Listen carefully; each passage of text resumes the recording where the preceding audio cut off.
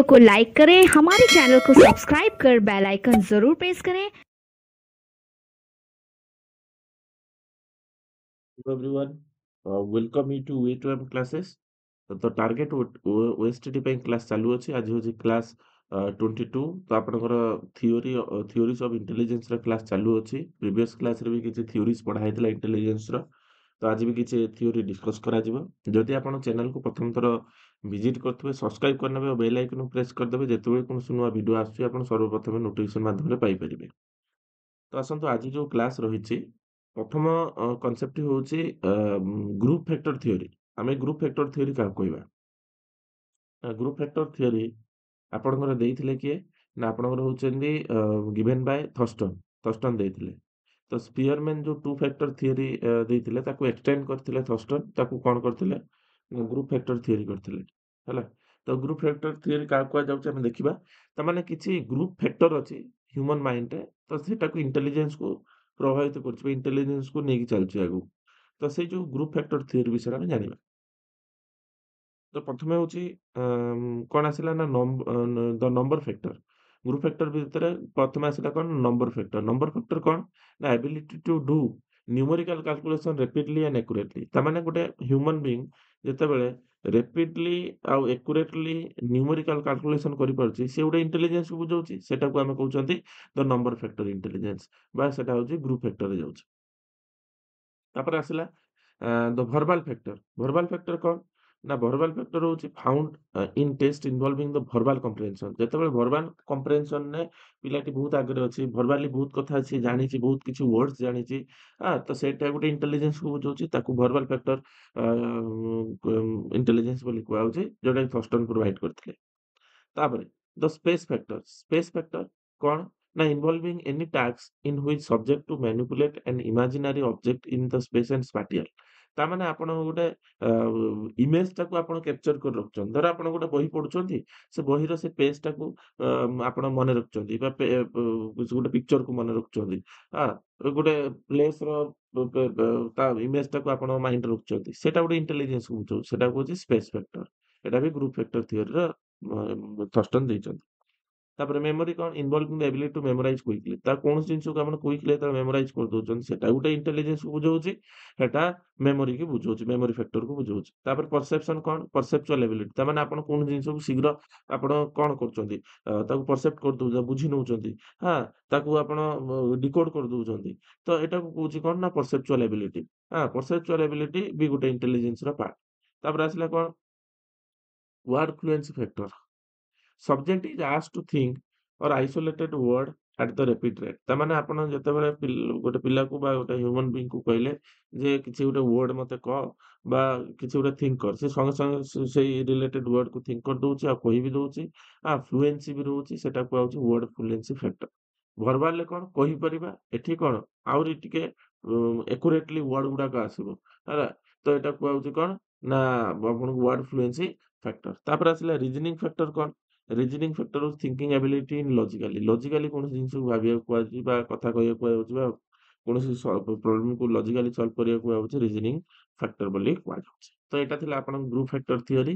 Group factor theory ଏଗୁଡ଼ା ସବୁ ଦିଆଯାଇଛି। ଆପଣ ମନେ ରଖିଥାନ୍ତୁ, ଯେତେବେଳେ ଏକ୍ଜାମରେ ଆପଣ କୌଣସି ଏଇ ଯୋଉ ଦିଆହେଇଛି ଟାଇପ୍ସ ଦିଆହେଇଛି, ଏ ଟାଇପ୍ସରୁ କ୍ୱେଶ୍ଚନ୍ ଆସିପାରେ। ତାପରେ ଆମେ ପଢିବା multi factor theory. Multi factor theory କିଏ ଦେଇଛନ୍ତି? ଇଏଲ୍ ଥର୍ଣ୍ଡାଇକ୍। ଇଏଲ୍ ଥର୍ଣ୍ଡାଇକ୍ ଦେଇଛନ୍ତି ମଲ୍ଟି ଫ୍ୟାକ୍ଟର ଥିଓରି। କ'ଣ ଦେଇଛନ୍ତି? Introduce the 3 type of intelligence. ସେ 3 ପ୍ରକାର ଇଣ୍ଟେଲିଜେନ୍ସ କଥା କହିଛନ୍ତି। ଗୋଟେ ହେଉଛି ସୋସିଆଲ ଇଣ୍ଟେଲିଜେନ୍ସ, ସାମାଜିକ ସ୍ତରରେ କେତେ ଗୋଟେ ବ୍ୟକ୍ତିତ୍ୱ ହିସାବରେ କେତେ ଇଣ୍ଟେଲିଜେନ୍ସ ଅଛି। କଂକ୍ରିଟ୍ ଇଣ୍ଟେଲିଜେନ୍ସ, ଆପଣ କୌଣସି ଜିନିଷକୁ କେତେ ଶୀଘ୍ର ମନେ ରଖୁଛନ୍ତି ଆଉ ତାକୁ ଏଜ୍ ୟୁଜୁଆଲ ତାକୁ ହିଁ ଆପଣ ରିପ୍ରେଜେଣ୍ଟ କରିପାରୁଛନ୍ତି। ସେଟା ହେଉଛି କଂକ୍ରିଟ୍ ଇଣ୍ଟେଲିଜେନ୍ସ। ଆଉ ଗୋଟେ ହେଲା ଆବଷ୍ଟ୍ରାକ୍ଟ, କିଛି ନୂଆ କରିକି, କିଛି ନୂଆ ଇନଭେନସନ୍ ହଉ, କିଛି ନୂଆ କ'ଣ ଆପଣଙ୍କର ଇଣ୍ଟେଲିଜେନ୍ସରୁ କିଛି ନୂଆ ଜିନିଷ ପୁଟ୍ କଲେ, ସେଟାକୁ କହୁଛି ଆବଷ୍ଟ୍ରାକ୍ଟ ଇଣ୍ଟେଲିଜେନ୍ସ। ତ ଏଇ 3ଟା ଇଣ୍ଟେଲିଜେନ୍ସକୁ ବେସ୍ କରିକି ହ୍ୟୁମାନ୍ ମାଇଣ୍ଡ ଚାଲେ। କିଏ କହିଛନ୍ତି? ନା ଇଏଲ୍ ଥର୍ଣ୍ଡାଇକ୍ କହିଛନ୍ତି। ତ ଏଇଟା କୁହାଯାଉଛି ମଲ୍ଟି ଫ୍ୟାକ୍ଟର ଥିଓରି ବୋଲି କୁହାଯାଉଛି। ହେଲା, ଦିସ୍ ଇଣ୍ଟେଲିଜେନ୍ସ ଡିପେଣ୍ଡ ଅପନ୍ ଲେବୁଲ। ଗୋଟେ ଲୋକର ଲେବୁଲ, ତା ସ୍ପିଡ୍, ତା ରେଞ୍ଜ ଆଉ ତା ଏରିଆ, କୋଉ ଏରିଆରେ ସିଏ ଅଛି, ବା କୋଉ ଏରିଆରେ ସିଏ ତା ଇଣ୍ଟେଲିଜେନ୍ସକୁ ପୁଟ୍ କରୁଛି, ସେଟାକୁ ସେ ବୁଝଉଛି। ଏଟାକୁ ମନେ ରଖିକି ଯାଇଥିବେ, ଲେବୁଲ, ସ୍ପିଡ୍, ରେଞ୍ଜ ଆଉ ଏରିଆ। ଏଟା କିଏ କହିଛନ୍ତି ନା ମଲ୍ଟି ଫ୍ୟାକ୍ଟର ଥିଓରି ଇଏଲ ଥର୍ଣ୍ଡାଇକ କହିଛନ୍ତି। ହାଁ, ତ ୟା ଉପରେ ଇଣ୍ଟେଲିଜେନ୍ସ ଡିପେଣ୍ଡ ହୁଏ। ହେଲା? ଏଇଟାକୁ ମନେ ରଖିଥିବେ ଏଇଟା ହଉଛି ମଲ୍ଟି ଫ୍ୟାକ୍ଟର ଥିଓରି। ତାପରେ ଆସିବା ମଲ୍ଟିପୁଲ ଇଣ୍ଟେଲିଜେନ୍ସ ଥିଓରି। ହେଲା? ମଲ୍ଟି ଫ୍ୟାକ୍ଟର ଇଣ୍ଟେଲିଜେନ୍ସ ଥିଓରି ଅଲଗା, ମଲ୍ଟିପୁଲ ଇଣ୍ଟେଲିଜେନ୍ସ ଥିଓରି ଅଲଗା। ତ ମଲ୍ଟିପୁଲଟା ଆପଣଙ୍କର ଦେଇଛନ୍ତି ହାୱାର୍ଡ ଗାର୍ଡନର। ଏଟା ମନେ ରଖିଥିବେ। ହାୱାର୍ଡ ଗାର୍ଡନର ଦେଇଛନ୍ତି ମଲ୍ଟିପୁଲ ଇଣ୍ଟେଲିଜେନ୍ସ ଥିଓରି। ହେଲା? ତ in his theory he talks about 8 type of intelligence. ସେ 8 ପ୍ରକାର ଇଣ୍ଟେଲିଜେନ୍ସ ବିଷୟରେ କହିଛନ୍ତି। କିଏ କହିଛନ୍ତି? ହାୱାର୍ଡ ଗାର୍ଡନର କହିଛନ୍ତି। ଫାର୍ଷ୍ଟ ଇଣ୍ଟେଲିଜେନ୍ସ କଣ? ନ୍ୟାଚୁରାଲିଷ୍ଟିକ। କଣ? ନ୍ୟାଚୁରାଲିଷ୍ଟିକ ଗୋଟେ ହଉଛି ଇଣ୍ଟେଲିଜେନ୍ସ। ସେଟା ମଣିଷ ଭିତରେ ଥାଏ। ଯେମିତି ଗୋଟେ ବାୟୋଲୋଜିଷ୍ଟ ହଉ, ଗୋଟେ ଗାର୍ଡନର ହଉ, ଗୋଟେ ଫାର୍ମର ହଉ। ତ ସେ ଫାର୍ମିଂ କେତେ ଭଲ କରିପାରୁଛି ଏଟା ନ୍ୟାଚୁରାଲିଷ୍ଟିକ। ଗୋଟେ ଗାର୍ଡନର କେମିତି ବଗିଚାଟେ ଭଲ ଭାବରେ ବନେଇ ପାରୁଛି ସେ ହଉଛି ଗୋଟେ ନ୍ୟାଚୁରାଲିଷ୍ଟିକ। ହେଲା? ତ ଏଇ ଗୋଟେ ପ୍ରକାର ଇଣ୍ଟେଲିଜେନ୍ସ ଗୋଟେ ନ୍ୟାଚୁରାଲିଷ୍ଟିକରେ ଯାଉଛି। କିଏ କହିଛନ୍ତି? ହାୱାର୍ଡ ଗାର୍ଡନର କହିଛନ୍ତି। ତାପରେ ଆସିଲା ବଡିଲି କାଇନେସ୍ଥେଟିକ୍ ସ୍କିଲ୍। ତାମାନେ ଆପଣଙ୍କର ବଡିଲି କେତେ ମୁଭମେଣ୍ଟ କରିପାରୁଛନ୍ତି, ବଡି କେତେ ସ୍ମୁଥ ମୁଭମେଣ୍ଟ କରିପାରୁଛନ୍ତି। ଯେମିତି ସୁଇମର କେତେ ବଢିଆ ଭାବରେ ସୁଇମିଂ କରୁଛି। ଯେତେବେଳେ ବଡିଟାକୁ ସେ ଭଲ ଭାବରେ ମୁଭ୍ କରୁଥିବ, ହାତ ଗୋଡକୁ ଯେତେବେଳେ ଚାଟୁଥିବ ଭଲ ଭାବରେ, ତ ସିଏ କଣ ହବ? ଯେ ଭଲ ଗୋଟେ କାଇନେସ୍ଥେଟିକ୍ ସ୍କିଲକୁ ବୁଝଉଛି ବଡିଲି। ତାପରେ ଡ୍ୟାନ୍ସର କେତେ ଡ୍ୟାନ୍ସ ମୁଭ୍ ସିଏ ଦେଇପାରୁଛି। ହଁ, ଆଉ ଗୋଟେ ଆଥଲେଟ୍ସ କେତେ ବଢିଆ ଆଥଲେଟିକ୍ କମ୍ପିଟିସନ ଗୁଡାକ ଭାଗ ନେଇକି ସେ ଚାମ୍ପିୟନ ହେଇପାରୁଛି। ତ ଏଇଗୁଡାକ ସବୁ ହଉଛି ବଡିଲି କାଇନେସ୍ଥେଟିକ୍ ସ୍କିଲ୍। ଏଇଟା ବି ଗୋଟେ ଇଣ୍ଟେଲିଜେନ୍ସ ବୋଲି କୁହାଯାଉଛି। ଯୋଉଟା ହଉଛି ହାୱାର୍ଡ ଗାର୍ଡନର କହିଛନ୍ତି। ତାପରେ ଆସିଲା ଲଜିକାଲ ବା ମ୍ୟାଥମେଟିକାଲ ଇଣ୍ଟେଲିଜେନ୍ସ କଣ ନା ମ୍ୟାଥମେଟିସିଆନ ପାଖରେ ଥାଏ। ହଁ, ଆଉ କାହା ପାଖରେ ଥାଏ? ବ୍ୟାଙ୍କର୍ସ ପାଖରେ ଥାଏ, ଇଞ୍ଜିନିୟର ପାଖରେ ଥାଏ। ତ ତାଙ୍କ ପାଖରେ ଯୋଉ କ୍ୟାପାବିଲିଟି ଥାଏ ତାକୁ ମ୍ୟାଥମେଟିକାଲ ଲଜିକାଲ ଅ, ଇଣ୍ଟେଲିଜେନ୍ସ ବୋଲି ଆମେ କହୁଛନ୍ତି। ଯିଏ ହାୱାର୍ଡ ଗାର୍ଡନର ଦେଇଛନ୍ତି।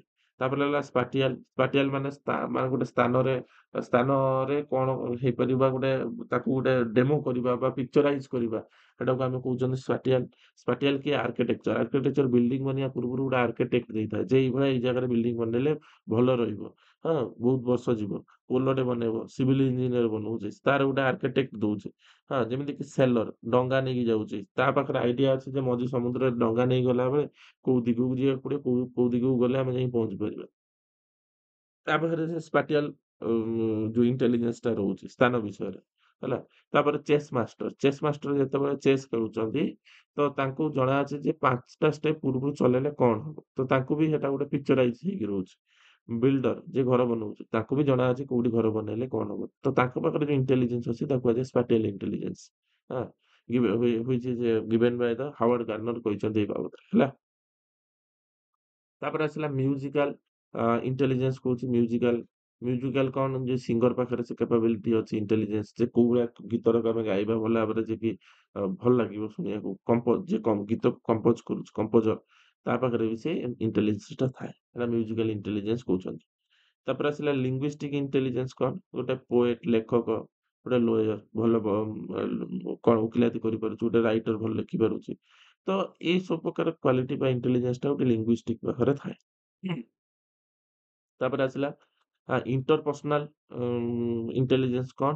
ଆଉ ଗୋଟେ ହେଲା ଇଣ୍ଟ୍ରାପର୍ସନାଲ, ଆଉ ଗୋଟେ ହଉଛି ଇଣ୍ଟରପର୍ସନାଲ। ଫାର୍ଷ୍ଟ ଆମେ ଜାଣିବା କାହା ବାବଦରେ? ଇଣ୍ଟ୍ରାପର୍ସନାଲ ବାବଦରେ ଜାଣିବା। ଇଣ୍ଟରପର୍ସନାଲ କଣ? ନା ଆପଣଙ୍କ ପାଖରେ ଗୋଟେ ଗୁଣ ଅଛି ଯୋଉଟା କି ସମସ୍ତଙ୍କୁ ପ୍ରଭାବିତ କରୁଛି।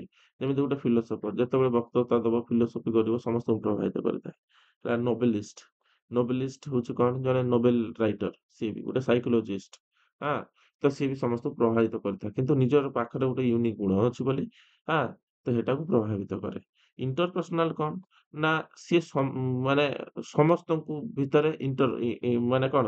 ଇଣ୍ଟେଲିଜେନ୍ସଟା ସେ ସମସ୍ତଙ୍କ ଭିତରେ ସେ ଚେକ୍ କରିପାରିବେ। ଯେମିତିକି ଆମକୁ ଥେରାପିଷ୍ଟ ଗୋଟେ ଡକ୍ଟର।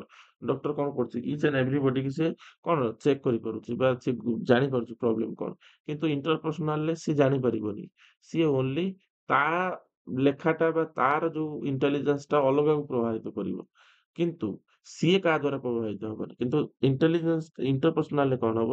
ଯେ ଡକ୍ଟର ଚେକଅପ୍ କରୁଛି ଏ ପେସେଣ୍ଟକୁ, ପେସେଣ୍ଟର ପ୍ରୋବ୍ଲେମଟାକୁ ସେ ଫିଲ୍ କରିପାରୁଛି। ସେ ଅନୁସାରେ ଡିଫରେଣ୍ଟ ପେସେଣ୍ଟ ଅଛନ୍ତି, ଡିଫରେଣ୍ଟ ପେସେଣ୍ଟକୁ ଡିଫରେଣ୍ଟ ଟାଇପର ସେ ଟ୍ରିଟ୍ କରିପାରୁଛି। କିନ୍ତୁ ଫିଲୋସଫି ସମସ୍ତଙ୍କ ପାଇଁ ସମାନ, ଗୋଟିଏ ଭାବରେ ଚାଲିବ। ସିଏ ଯାହା ଲେଖିଦେଲେ ସମସ୍ତେ ସେଇଆକୁ ବୁଝିକି ଚାଲିବେ। ହେଲା? ସେ ଗୋଟିଏଟା। କିନ୍ତୁ ଏଠି ଡିଫରେଣ୍ଟ ପେସେଣ୍ଟ ପାଇଁ କାଉନସିଲର। ଗୋଟେ ଲୋକ ପାଇଁ କାଉନସେଲିଂ କଣ ଗୋଟେ ପ୍ରକାର ଦରକାର କି? ନାଇଁ, ଡିଫରେଣ୍ଟ ପର୍ସନ ପାଇଁ ଡିଫରେଣ୍ଟ ପ୍ରକାର କାଉନସେଲିଂ ଦରକାର। ତ ଏଇଟା ଇଣ୍ଟରପର୍ସନାଲ କୁହାଯାଉଛି। ଯେତେବେଳେ ଅଦର ପର୍ସନ ଆଉ ଆଉ ଯୋଉ ସୋର୍ସ ପର୍ସନ ଭିତରେ କଣ ହବ? ଯେତେବେଳେ ଇଣ୍ଟର ରିଲେସନ ହବ ଆଉ ଡିଫରେଣ୍ଟ ମାନେ ଇଣ୍ଟେଲିଜେନ୍ସ ପୁଟ୍ ହବ ସେଟା ଇଣ୍ଟରପର୍ସନାଲ କୁହାଯାଉଛି। ଇଣ୍ଟରପର୍ସନାଲରେ ଗୋଟିଏ ପ୍ରକାରରେ ହିଁ ଲେଖାଟା ହେଇଛି, ନୋବେଲରେ ଗୋଟେ ଲେଖା ହେଇଯାଇଛି। ତ ସେଟା ଡିଫରେଣ୍ଟ ପର୍ସନ କେମିତି ବୁଝିବେ? ଡିଫରେଣ୍ଟ ଲୋକଙ୍କର ଚଏସ୍ ଅଛି, ସେ ଅନୁସାରେ ସେ ଯିବନି। ଯାହା ଲେଖିଲେ ସମସ୍ତ ପାଇଁ ସମାନ, ହେଲା? ତ ଟିଚର ସବୁ ପିଲାଙ୍କୁ କଣ ଗୋଟିଏ ପ୍ରକାର ପଢ଼େଇବେ କି? ନାଇଁ। ଯୋଉ ପିଲାର ଯେମିତି ନିଡ୍, ଗୋଟେ ଅଧିକ ଭଲ ପାଠ ପଢୁଥିବା ତାକୁ ତା ନିଡ୍ ଅନୁସାରେ ପଢ଼େଇବେ। ଗୋଟେ କମ୍ ବୁଝିପାରୁଥିବା ପିଲାଙ୍କୁ ସେଇଭଳିଆ ତାଙ୍କୁ ପଢ଼େଇବେ। ପଲିଟିସିଆନ ତ ଆପଣ ଲାଇଭ୍ ଏକ୍ଜାମ୍ପଲ୍ ଆପଣ ଦେଖିପାରିବେ। ପଲିଟିସିଆନ ଯିବେ ଯାହାକୁ ଯେମିତି ପଇସା ଦବା କଥା ଦେବେ ଇଲେକ୍ସନ ଜିତିବା ପାଇଁ, ଯାହାକୁ କେମିତି କାଉନସେଲିଂ କରିବା କଥା କରିବେ। ତ ଇଏ ହଉଛି ତାଙ୍କର ପ୍ରୋସେସ୍। ତ ଏଇଟାକୁ ଇଣ୍ଟରପର୍ସନାଲ କୁହାଯାଉଛି। ଏଇଟା ମନେ ରଖିଥିବେ, ଏଇଠି କ୍ୱେଶ୍ଚନ ଆସିଥାଏ ଯେ ଫିଲୋସୋଫରଟା କଣ ଇଣ୍ଟରପର୍ସନାଲ ନା ଇଣ୍ଟରପର୍ସନାଲ କ୍ୱାଲିଟି କୁହାଯାଉଛି, ହେଲା? ବା ଇଣ୍ଟେଲିଜେନ୍ସ କୁହାଯାଉଛି, ହେଲା? ତ ଏଇଟାକୁ ବୁଝି ରଖନ୍ତୁ। ଏଇଠୁ କ୍ୱେଶ୍ଚନ ଆସିଥାଏ। ହଁ, ତ ଏଇଟା ହଉଛି ମଲ୍ଟିପଲ ଇଣ୍ଟେଲିଜେନ୍ସ ଥିଓରୀ। ତ ଆହୁରି ଆପଣଙ୍କର ଇଣ୍ଟେଲିଜେନ୍ସ ଥିଓରୀ ଅଛି। ଆଗାମୀ ଦିନରେ ଯୋଉ କ୍ଲାସ୍ ହବ, ସେଇ କ୍ଲାସରେ ଆପଣଙ୍କର ଡିସ୍କସ୍ କରାଯିବ। ଆଜିକା ପାଇଁ ଏତିକି। ଧନ୍ୟବାଦ ସମସ୍ତଙ୍କୁ।